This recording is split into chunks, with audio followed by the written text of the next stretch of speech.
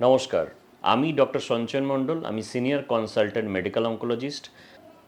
Balance diet বলতে আমাদের যে কালার্ড ফ্রুটস, কালার্ড ভেজিটেবলস, আপনি দিনে এক একটা দিন যদি আপনার মনে হচ্ছে সব সবজি বা সব ধরনের ফ্রুটস আপনি একদিনে না খেতে চাইছেন, আপনি এক এক দিন এক একটা কালার চুজ করুন।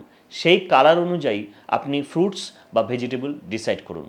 সাপোজ মানডেতে আপনি রেড কালার চুজ করলেন, তাহলে আপনার আজকে টার্গেট হচ্ছে মানডেতে রেড কালারের ফ্রুটস, রেড কালারের ভেজিটেবলস খাওয়া। রেড কালারের ভেজিটেবলসের মধ্যে রয়েছে টমেটো থেকে শুরু করে, রেড কালারের ফ্রুটসের মধ্যে রয়েছে গ্রেপস। যদি আপনি গ্রিন কালার চুজ করেন তাহলে গ্রিন লিফি ভেজিটেবলস, গ্রিনের মধ্যে আপনি পেয়ারা খেতে পারছেন, বা গ্রিন ম্যাক্সিমাম আমাদের ভেজিটেবলস গ্রিন হয়। অনেক সময় ইয়েলো কালার চুজ করছেন, ইয়েলো কালার যদি চুজ করেন তাহলে সেক্ষেত্রে আমাদের যে লেবু রয়েছে সেগুলো চুজ করা, আর আমাদের যে সবজি রয়েছে সেগুলোর মধ্যে ইয়েলো কালার যে রয়েছে, ক্যাপসিকামও আমাদের সবজির মধ্যে পড়ছে, বা ইয়েলো কালার্স যে ধরনের ভেজিটেবলস পাচ্ছেন সেগুলো চুজ করা।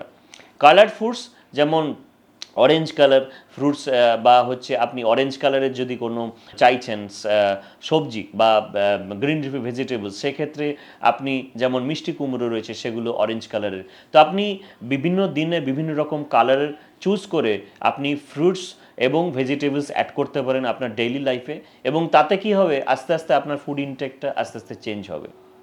যারা ফিজিক্যাল ইনঅ্যাক্টিভিটির মধ্যে রয়েছে বা যাদের এই আইটি জগতে রয়েছেন বা কম্পিউটারাইজ জগতে, যারা তাদের যে শিডিউল যে সার্ভিস সেইটার তে একেবারেই কম্পিউটার থেকে উঠতে টাইম পাচ্ছেন না, আমাদের অ্যাডভাইস থাকবে যে তাদের জন্য আপনারা যখন ফ্রি টাইম পাচ্ছেন তখন ওয়াক করা, যেটা আমাদের WHO এখন রেকমেন্ডেশন যে 300 মিনিট পার উইক, বা যেটা বলছে যে আজকে দেখা গেছে যে মডারেট এক্সারসাইজ করে আমাদের ওভারঅল সার্ভাইভাল বেড়েছে। যেটা বলছে ক্যান্সার পেশেন্টস যারা অলরেডি ট্রিটেড হয়েছে, ফলো আপে রয়েছে, তারা যদি ফিজিক্যাল একটা অ্যাক্টিভিটির প্রোগ্রামে থাকে তাহলে 8% ওভারঅল সার্ভাইভাল ইনক্রিমেন্ট, এটা রিসেন্ট স্টাডিতে পাবলিশ হয়েছে। এবং জামা অঙ্কোলজিতে বেরিয়েছে যে যারা আইদার মডারেট এক্সারসাইজ করছেন, আইদার ওয়াকিং বা জগিং বা যোগা প্রাণায়ামের সাথে মিক্স করে করছেন, তারাও কিন্তু বেনিফিট হচ্ছেন এই ওভারঅল সার্ভাইভালের ক্ষেত্রে, এবং cancer prevention to develop cancer এটার ক্ষেত্রেও কিন্তু পজিটিভ ফিডব্যাক পাচ্ছেন।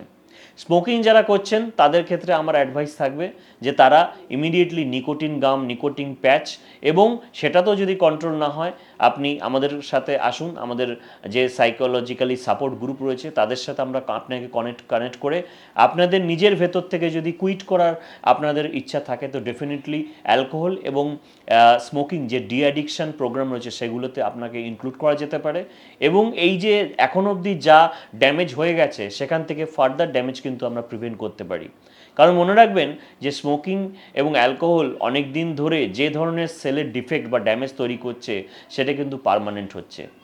এছাড়া আর কিছু লাইফস্টাইল ফ্যাক্টরস রয়েছে, যেমন ইনফেকশন, যেমন কিছু আইভি ড্রাগ ইউজ যারা করছে তাদের ক্ষেত্রে HIV বা এইডস পর্যন্ত হতে পারে, হেপাটাইটিস C, হেপাটাইটিস B, এবং যারা সেক্সুয়ালি প্রোঅ্যাক্টিভস বেশি তাদের ক্ষেত্রে একটা ভাইরাস ইনফেকশনস যেমন হিউম্যান প্যাপিলোমা ভাইরাস, এর যেটা সার্ভাইকাল ক্যান্সারের জন্য 95% ক্ষেত্রে দায়ী, সেটার ইনফেকশনের চান্স রয়েছে।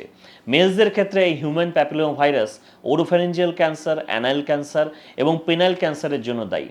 তো সেই জন্য এই ধরনের ইনফেকশন এবং HIV, যেটা হচ্ছে রিপিটেড ড্রাগ ইউজার যাদের ক্ষেত্রে হচ্ছে, এবং রিপিটেড ভ্যাকসিন নেওয়া, যেমন হেপাটাইটিস B ভ্যাকসিনেশন। আজকে হেপাটাইটিস B ভ্যাকসিন ছাড়া হেপাটাইটিস C যদি পজিটিভ হয় ট্রান্সমিশনের জন্য, ব্লাড ট্রান্সফিউশন বা অন্য ধরনের হেলথ বিহেভিয়ারের জন্য, তাদের ক্ষেত্রে কিউরেবল আমাদের ট্রিটমেন্ট অ্যাভেলেবেল আছে। হিউম্যান প্যাপিলোমা ভাইরাসের এগেনস্টে ভ্যাকসিন অ্যাভেলেবেল আছে, গার্ডাসিল 9 ভ্যাকসিন, যেটা নিয়ে জাস্ট 3 ডোজ নিয়ে আপনি 95% হিউম্যান প্যাপিলোমা ভাইরাসকে আপনি ইরেডিকেট করতে পারেন, এবং সার্ভাইকাল ক্যান্সার যেটা ফিমেলসদের ক্ষেত্রে নাম্বার 2 পজিশন আছে সেটাকে কমপ্লিটলি ইরেডিকেট করা যেতে পারে। তো এইটা আমরা আজকে জিস্ট আলোচনা করলাম যে লাইফস্টাইল কী কী ফ্যাক্টরস ক্যান্সারের জন্য যায় এবং তার কী করে প্রিভেন্ট করা যায়।